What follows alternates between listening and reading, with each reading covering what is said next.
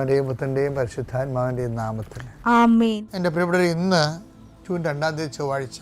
അമ്മേ പരിശുദ്ധ അമ്മേ, അമ്മേ പരിശുദ്ധമേ, ദൈവമാതാവേ, കൃപാസനത്തിലൂടെ ഞങ്ങളുടെ ദേശത്തിനും അമ്മ മധ്യസ്ഥം തേടി തന്ന എല്ലാ അനുഗ്രഹങ്ങൾക്കും കൃപകൾക്കും ഞങ്ങളിപ്പോൾ ഹൃദയം നിറഞ്ഞ നന്ദി പറയുന്നു. അമ്മേ പരിശുദ്ധമേ, ദൈവമാതാവേ, 2004 ഡിസംബർ 7-ാം തീയതി ഉച്ചകഴിഞ്ഞ് 2:30 കൃപാസനത്തിൽ സംഭവിച്ച അമ്മയുടെ പ്രത്യക്ഷപ്പെടലിനെ കുറിച്ച് തിരുസഭയ്ക്ക് സമർപ്പിച്ചിരിക്കുന്ന പഠനരേഖകളുടെ മേൽ സഭാത്മകമായ പഠനം ആരംഭിക്കുവാൻ ഞങ്ങൾ പ്രാർത്ഥിക്കുന്നു. അമ്മേ പരിശുദ്ധമേ, ഭൂസ്വർലോകങ്ങളുടെ രാജ്ഞിയായ അങ്ങേയ്ക്ക് ഭൗമസംരക്ഷണത്തിനായി പ്രപഞ്ചപ്രകൃതിയെ തന്നെ തിരുസഭ പ്രതിഷ്ഠിക്കുവാൻ ഈ പ്രത്യക്ഷീകരണം വഴി ഇടയാക്കണമേ. പരിശുദ്ധമേ, ജപമാല മാതാവേ, സകല കൃപാസനം പ്രാർത്ഥനയോടും ചേർത്ത് ഞങ്ങളിപ്പോൾ പ്രാർത്ഥിക്കുന്ന ഈ കുടുംബത്തിന്റെ പ്രത്യേക നിയോഗം പറ മക്കളെ.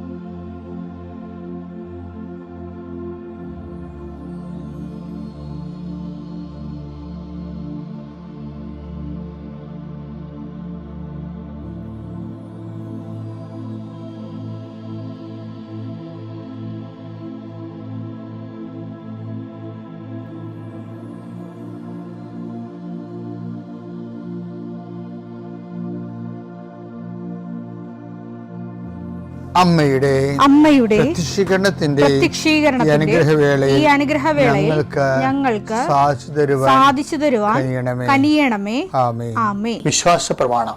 സർവശക്തനായ പിതാവും ആകാശത്തിന്റെയും ഭൂമിയുടെയും സൃഷ്ടാവുമായ ദൈവത്തിൽ ഞാൻ വിശ്വസിക്കുന്നു. അവിടുത്തെ ഏകപുത്രനും ഞങ്ങളുടെ കർത്താവുമായ ഈശോമിശിഹായിലും ഞാൻ വിശ്വസിക്കുന്നു. ഈ പുത്രൻ പരിശുദ്ധാത്മാവിനാൽ ഗർഭസ്ഥനായി കന്യകാമറിയത്തിൽ നിന്ന് പിറന്ന് പൊന്തിയോസ് പീലാത്തോസിന്റെ കാലത്ത് പീഡകൾ സഹിച്ച് കുരിശിൽ തറയ്ക്കപ്പെട്ട് മരിച്ച് അടക്കപ്പെട്ട് പാതാളങ്ങളിൽ ഇറങ്ങി മരിച്ചവരുടെ ഇടയിൽ നിന്ന് 3-ാം നാൾ ഉയർത്ത് സ്വർഗത്തിലേക്ക് എഴുന്നള്ളി സർവശക്തിയുള്ള പിതാവായ ദൈവത്തിന്റെ വലതുഭാഗത്തിരിക്കുന്നു. അവിടെ നിന്ന് ജീവിക്കുന്നവരെയും മരിച്ചവരെയും വിധിക്കുവാൻ വരുമെന്നും ഞാൻ വിശ്വസിക്കുന്നു. പരിശുദ്ധാത്മാവിലും ഞാൻ വിശ്വസിക്കുന്നു. വിശുദ്ധ കത്തോലിക്കാ സഭയിലും പുണ്യവാന്മാരുടെ ഐക്യത്തിലും പാപങ്ങളുടെ മോചനത്തിലും ശരീരത്തിന്റെ ഉയർപ്പിലും നിത്യമായ ജീവിതത്തിലും ഞാൻ വിശ്വസിക്കുന്നു. ആമേൻ. സുഖസ്ഥനായ ഞങ്ങളുടെ പിതാവേ, അങ്ങയുടെ നാമം പൂജിതമാകണമേ. അങ്ങയുടെ രാജ്യം വരണമേ. അങ്ങയുടെ തിരുമനസ് സ്വർഗത്തിലെ പോലെ ഭൂമിയിലും ആകണമേ. അന്നു വേണ്ടുന്ന ആഹാരം ഇന്ന് ഞങ്ങൾക്ക് തരണമേ. ഞങ്ങളോട് തെറ്റ് ചെയ്യുന്നവരോട് ഞങ്ങൾ ക്ഷമിക്കുന്നത് പോലെ ഞങ്ങളുടെ തെറ്റുകൾ ഞങ്ങളോടും ക്ഷമിക്കണമേ. ഞങ്ങളെ പ്രലോഭനത്തിൽ ഉൾപ്പെടുത്തരുതേ, തിന്മയിൽ ഞങ്ങൾ രക്ഷിക്കണമേ. ആമേൻ. നന്മ നിറഞ്ഞ മറിയമേ, സ്വസ്തി. കർത്താവ് അങ്ങയുടെ കൂടെ സ്ത്രീകളിൽ അങ്ങ് അനുഗ്രഹിക്കപ്പെട്ടവളാകുന്നു. അങ്ങയുടെ ഉദരത്തിൻ ഫലമായി ഈശോ അനുഗ്രഹിക്കപ്പെട്ടവനാകുന്നു. പരിശുദ്ധ മറിയമേ, തമ്പുരാന്റെ അമ്മേ, പാപികളായ ഞങ്ങൾക്ക് വേണ്ടി ഇപ്പോഴും ഞങ്ങളുടെ മരണസമയത്തും തമ്പുരാനോട് അപേക്ഷിക്കണമേ. ആമേൻ. കർത്താവേ, നിന്റെ ഉന്നതമായ നാമത്തിന് സ്തോത്രം ചെയ്യുന്നു. കർത്താവേ, നിന്റെ വിശുദ്ധ പൗരോഹിത്യത്തെ മഹത്വപ്പെടുത്തണമേ. കർത്താവേ, സഭയിലുള്ള സാന്നിധ്യം ദൃഢമാക്കണം. 40 വർഷം ഞാൻ അർപ്പിച്ച കൃപാസന ജീവനോടെ പ്രത്യക്ഷപ്പെട്ട മാതാവിൻ്റെ സാന്നിധ്യം ഈ കൃപാസനത്തിൽ വന്നിറങ്ങി പ്രാർത്ഥിച്ചു പോകുന്ന ലക്ഷോപലക്ഷം മനുഷ്യരുടെ പ്രാർത്ഥനയുടെ ശക്തിയാൽ ഞാൻ ഇന്നത്തെ ദിവസത്തെ എൻ്റെ മക്കളുടെ ആവശ്യങ്ങളെ കർത്താവിൻ്റെ ദൃശ്യം സമർപ്പിച്ചുകൊണ്ട് ആശീർവദിക്കുന്നു. കർത്താവെ, അങ്ങയുടെ മക്കളുടെ മേൽ നിൻ്റെ തിരുമുറുപാട് മരുന്നുകരം വെക്കണമേ. എൻ്റെ കർത്താവിൻ്റെ ഉന്നതമായ നാമത്തിൽ ശിരസിൻ്റെ രോഗങ്ങൾ, ബ്രെയിനിലെ സിസ്റ്റുകൾ, ബ്രെയിനിലെ ക്യാൻസറുകൾ, ബ്രെയിനുമായിട്ട് ബന്ധപ്പെട്ട മുഴുവൻ രോഗങ്ങൾ ഈ നിമിഷം ഇത് പ്രാർത്ഥന കൂടുന്ന മക്കളുടെ മേൽ കർത്താവിൻ്റെ ശക്തി ഒഴുകുകയും നീ സുഖപ്പെടുകയും ചെയ്യട്ടെ. തൊണ്ടനൊമ്പരങ്ങൾ, അത്തോൺസൈറ്റുകൾ, തൈറോയിഡുകൾ, ശ്വാസകോശ രോഗങ്ങൾ, ഉദര രോഗങ്ങൾ, പിസ്തുല രോഗങ്ങൾ, PCOD രോഗങ്ങൾ, സർവാംഗവാദ രോഗങ്ങൾ, വൃഷ്ണരോഗങ്ങൾ, കർത്താവിൻ്റെ നാമത്തിൽ ഉച്ചമുതൽ ഉള്ളങ്കാര് വരെ കർത്താവിൻ്റെ രക്തം പടരട്ടെ. മരുന്ന് ലേപനമല്ല, അങ്ങനെ വചനമാണല്ലോ അങ്ങനെ മക്കളെ സുഖപ്പെടുത്തുന്നത്. വചനത്തിൻ്റെ കരുത്താൽ ശക്തിയാൽ യേശുക്രിസ്തു ഉന്നതമായ നാമത്തിൽ അങ്ങനെ മക്കൾ സൗഖ്യം പ്രാപിക്കട്ടെ. കർത്താവെ, ഇന്നത്തെ യാത്ര, ഇന്നത്തെ സംസാരം, ഇന്നത്തെ കമ്മ്യൂണിക്കേഷൻസ്, ഇന്നത്തെ ഒപ്പുകൾ, ഇന്നത്തെ എഴുത്തുകൾ, ഇന്നത്തെ ഉപയോഗിക്കുന്ന വാഹനങ്ങൾ, കർത്താവ് ഇന്ന് ചെയ്തു തീർക്കേണ്ട എല്ലാ ഉത്തരവാദിത്തങ്ങളും കണ്ടുമുട്ടുന്ന എല്ലാ വ്യക്തികളുടെ മേലും എൻ്റെ മക്കളുടെ മേൽ കർത്താവിൻ്റെ ശക്തി പ്രവർത്തിക്കുകയും മാതാവിൻ്റെ മധ്യസ്ഥത്തിൽ സഞ്ചാരി മാതാവ് സമയത്തിൻ്റെ അധികാരം നിലമേലങ്കിയാൽ നിങ്ങളെ പൊതിയുകയും സന്തോഷത്തോടെ നിങ്ങൾ രാത്രി തിരിച്ചു വരാൻ ദൈവം അനുവദിക്കുകയും ചെയ്യട്ടെ. നിത്യപിതാമ്പുത്രൻ പരിശുദ്ധാത്മാശ്വരശ്വരെ നയിക്കുവാവേ. എൻ്റെ പ്രിയപ്പെട്ടവരെ, നമ്മുടെ ഈ പങ്ക്തിയിൽ, അതായത് അവർ ഡെയിലി ബ്രെഡ്, അതിന് വേണ്ട ആഹാരം, നമുക്കറിയാം വചനമാണ് ആഹാരമെന്നറിയാം. കൃപാസനത്തിൽ ചെയ്യണമെന്ന് വെച്ച് കഴിഞ്ഞാൽ വചനത്തെ പാചകം ചെയ്യും. വചനം ഒരു റോ റൈസാണെന്ന് വിചാരിച്ച്, ഒരു അരിയാണ്. വചനം വിത്തെന്ന് പറഞ്ഞാലും അരിയെന്ന് പറഞ്ഞാലും റോയാണത്. അതിനെന്താ ചെയ്യണത്? അതിനെ നമ്മൾ വേവിച്ച് ചോറാക്കി അതിൻ്റെ കൂടെ കറിയൊക്കെ ചേർത്ത് വിളമ്പുമ്പോഴാണത് രുചികരമായ ആഹാരമായിട്ട് മാറുകയും അത് ആരോഗ്യം വർദ്ധിപ്പിക്കുകയും ചെയ്യുന്നത്. അപ്പോൾ വചനത്തിൻ്റെ ഒരു പാചകവിധിയാണ് നമ്മൾ പലപ്പോഴും ഡെയിലി ബ്രെഡിൽ കാണുന്നത്. ഇപ്പോൾ ഡെയിലി ബ്രെഡല്ലേ ഇത്, അതുകൊണ്ട് ആഹാരം. അപ്പം അരി അങ്ങനെ തന്നെ തിന്നാൻ പറ്റത്തില്ലല്ലോ, അത് ആഹാരമാകത്തില്ല. അപ്പോൾ നമ്മൾ ചെയ്യണത് വചനത്തെ ബോയിൽ ചെയ്ത് തിന്നാവുന്ന പരുവത്തിലാക്കും. അതെല്ലാവർക്കും തിന്നാം. ഇപ്പം PhD ഡോക്ടറും സയൻറ്റിസ്റ്റും ചോറ് തിന്നാൻ പറ്റും. അതുപോലെ തന്നെ വലിയ പഠിപ്പൊന്നും ഇല്ലാത്തവർക്കും ചോറ് ആഹാരമാകും. അപ്പം അത് ആ രീതിയിലാണ് വചനത്തെ. ചോറ് എല്ലാവർക്കും പ്രാപ്യമല്ല, എല്ലാവർക്കും ദഹിക്കുന്നതാണ്, എല്ലാവർക്കും ആരോഗ്യപ്രദമാണ്. പിന്നെ കാർബോഹൈഡ്രേറ്റ് ആണെന്നുള്ള ശാസ്ത്രീയ വിഷയത്തൊക്കെ വിട്, നമ്മളൊരു അന്നു വേണ്ട ആഹാരം എന്നുള്ള ഒരു കോൺസെപ്റ്റിലാണ് ഞാൻ സംസാരിക്കുന്നത്. ഞാൻ എന്താ പറഞ്ഞതെന്ന് വെച്ച് കഴിഞ്ഞാൽ, കൃപാസനത്തിൻ്റെ വചന വ്യാഖ്യാന വരങ്ങൾ കർത്താവ് തന്നിരിക്കുന്നത് അനുദിന മനുഷ്യന്മാരുടെ ജീവിതത്തെയാണ് അത് അഡ്രസ്സ് ചെയ്യണത്. ഒരു പ്രബുദ്ധ സദസ്സിൽ അക്കാഡമിക് സൊസൈറ്റിയിലേക്കല്ല അത് കൊടുക്കണത്. അക്കാഡമിഷ്യൻസൊക്കെ ചിലപ്പോൾ ഇത് കേൾക്കുമ്പോൾ അവർക്ക് അത്രയ്ക്ക് ദഹിക്കത്തില്ല. കാര്യം അവർ സാങ്കേതിക ശാസ്ത്രപ്രകാരമാണ് വചനത്തെ അനലൈസ് ചെയ്യണത്. പക്ഷേ സാധാരണ മനുഷ്യന് അതിൻ്റെ ഒരാവശ്യമില്ല. ശരിക്കും സാധാരണ മനുഷ്യന് അവരുടെ ജീവിതത്തോട് ഇതെങ്ങനെ റെസ്പോണ്ട് ചെയ്യുന്നു, വചനം പ്രതികരിക്കുന്നു. അതാണ് എൻ്റെ പ്രസംഗമൊക്കെ ഞാൻ സെമിനാരിൽ നിന്ന് ഇറങ്ങിയപ്പോൾ ഭയങ്കര റഫ് ആൻഡ് ടഫായിരുന്നു. പ്രസംഗം കഴിയുമ്പോൾ ആൾക്കാർ പറയും ഒന്നും മനസ്സിലായില്ല അച്ഛാന്ന് പറയും. കാര്യം അത് ഈ പൗലോസ് അപ്പോസ്തലൻ്റെ പൊട്ടിപ്പോയ പ്രസംഗം പോലെ നിങ്ങളുടെ ചില കവികൾ പറഞ്ഞിട്ടുണ്ട് എന്നൊക്കെ പറഞ്ഞിട്ട് അദ്ദേഹം പ്രസംഗിച്ചിട്ട് അത് തോൽവിയായിപ്പോയില്ലേ, അതുപോലെ ലോകതോൽവിയായിരുന്നു ശരിക്കും. അവസാനം ആൾക്കാർ പറഞ്ഞ് ഞങ്ങൾ പിന്നെ വന്ന് നിന്നെ കേൾക്കാമെന്നൊക്കെയാണ് ആൾക്കാർ പറഞ്ഞത് പൗലോസിനോട്. അപ്പോൾ ഒരു ഫ്രൂട്ട്സും ഇല്ല, മാനസാന്തരവും ഇല്ല. പൗലോസിന് ഭയങ്കര സങ്കടമായി. ആദ്യം പൗലോസ് പറഞ്ഞത് സാങ്കേതികമായിട്ട് സാംസ്കാരികമായിട്ട് സാഹിത്യപരമായിട്ട് കൂടി സംസാരിച്ച്. അപ്പോസ്തല പ്രവർത്തനങ്ങൾ 17:23 ഞാൻ ഇതിലെ കടന്നു പോയപ്പോൾ നിങ്ങളുടെ ആരാധനാ വസ്തുക്കളെ നിരീക്ഷിച്ചു. അജ്ഞാത ദേവന് എന്ന് എഴുതിയിട്ടുള്ള ഒരു ബലിപീഠം ഞാൻ കണ്ടു. നിങ്ങൾ ആരാധിക്കുന്ന ആ അജ്ഞാതനെ കുറിച്ച് തന്നെയാണ് ഞാൻ നിങ്ങളോട് പ്രസംഗിക്കുന്നത്. അദ്ദേഹത്തിന്റെ അവിടുത്തെ സാംസ്കാരിക ചരിത്ര പശ്ചാത്തലം പരിശോധിച്ചിട്ട് അജ്ഞാത ദേവൻ ക്രിസ്തുവാണെന്ന് ലോജിക്കലായിട്ട് അവതരിപ്പിക്കാൻ നോക്കുകയാണ്. ക്രിസ്തുവിനെ ഒരു റാഷണലായിട്ട് അവതരിപ്പിക്കാൻ നോക്കുകയാണ്. കാര്യം ഏതൻസിലെ ജനങ്ങളെന്ന് പറയുന്നത് എപ്പോഴും പുതിയ കാര്യങ്ങൾ കേൾക്കുന്നത് ഇൻട്രസ്റ്റ് ഉള്ള ആൾക്കാരാണ്. അപ്പോസ്തല പ്രവർത്തനം 17:21. എല്ലാ ആഥൻസുകാർക്കും അവിടെ താമസിച്ചിരുന്ന വിദേശികൾക്കും പുതിയ പുതിയ കാര്യങ്ങളെക്കുറിച്ച് പറയുന്നതിനും കേൾക്കുന്നതിനുമല്ലാതെ മറ്റൊന്നിനും സമയമുണ്ടായിരുന്നില്ല. അതൊരു ഭയങ്കര എസ്തെറ്റിക് ആയിട്ടുള്ള ഒരു അക്കാഡമിക് സൊസൈറ്റിയാണ്.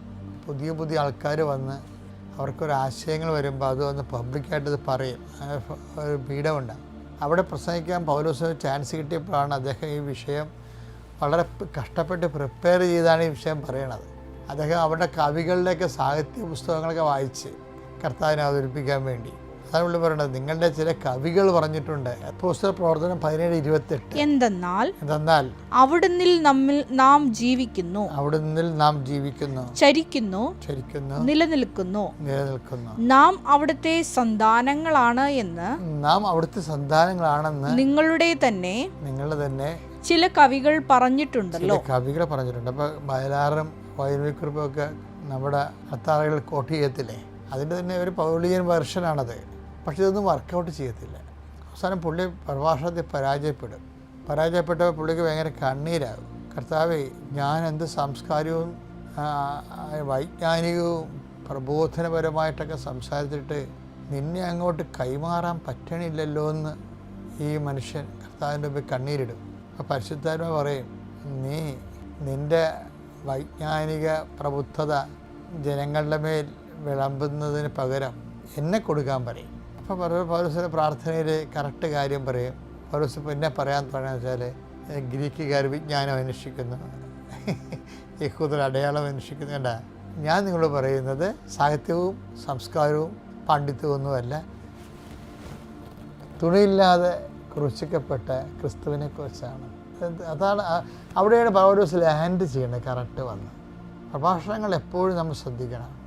ദൈവം എന്താണ് ഉദ്ദേശിക്കണത്, ഈ യുഗത്തോട് ക്രിസ്തുവിലൂടെ ദൈവം എന്താണ് പറയാൻ ഉദ്ദേശിക്കണത്, അതാണ് പറയേണ്ടത്. അല്ല വല്ലതും എഴുതി ഡോക്ടറേറ്റ് എടുത്തെന്നും പറഞ്ഞ് അത് കൊണ്ടുവന്ന് ആൾക്കാരെ ഛർദ്ദിക്കേണ്ട ഒരു കഥയുമില്ല.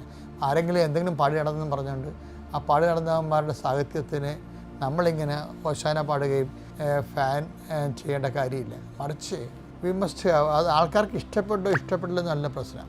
ദൈവത്തിൻ്റെ പദ്ധതികളെ ജനങ്ങളിലേക്ക് എത്തിക്കും. ഇപ്പോൾ പൗലോസ് പ്ലേറ്റ് മറച്ചു വെച്ച് എന്താ പറയണത്, 1 Corinthians 1:22-23. യഹൂദർ അടയാളങ്ങൾ ആവശ്യപ്പെടുന്നു. പക്ഷി ലാൻഡ് ചെയ്യണ കണ്ടില്ലേ താഴേക്ക്, യഹൂദർ അടയാളം ആവശ്യപ്പെടുന്നു.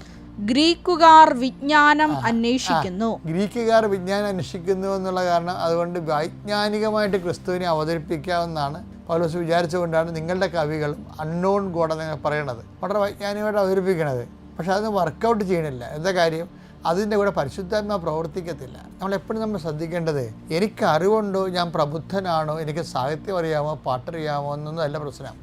എൻ്റെ കയ്യിലുള്ള ഈ ചരക്ക് പരിശുദ്ധാത്മ പ്രവർത്തിക്കാൻ പറ്റിയതാണോ, അതാണ് വിഷയം.